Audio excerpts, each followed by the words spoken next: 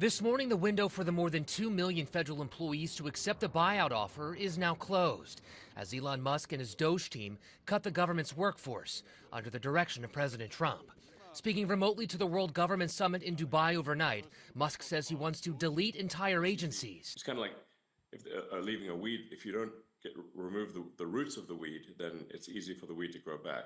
The Trump administration sending an email to federal employees last night with the subject, "The fork in the road is closed," after a judge ruled in favor of the buyout offer. One staffer telling ABC News they received the email minutes before 7 p.m., with a deadline to respond only 20 minutes later. More than 73,000 people accepting the offer before the final email last night. This is what President Trump campaigned on doing. He's delivering on a promise that 77 million people elected him to do. Trump set to hold a news conference later today where he says he'll outline what he calls the federal government's widespread fraud and abuse uncovered by Doge across multiple agencies. I'm going to read to you some of the names that hundreds of millions and even billions of dollars have been given to. Meanwhile, a major shift in U.S. support for Ukraine. Secretary of Defense Pete Hegseth says to end the war, Ukraine would need to give up territory to Russia. As President Trump has said, stopping the killing.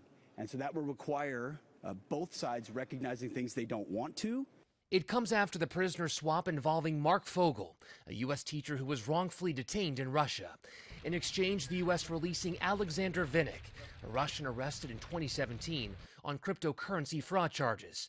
Trump says he spoke with Ukrainian President Volodymyr Zelensky and Russian President Vladimir Putin yesterday. I think we're on the way to getting peace. I think President Putin wants peace, and President Zelensky wants peace, and I want peace. Trump has agreed to meet with Putin in person in the near future. Secretary Hegseth says NATO membership for Ukraine is unrealistic. Perry Russum, ABC News, Washington.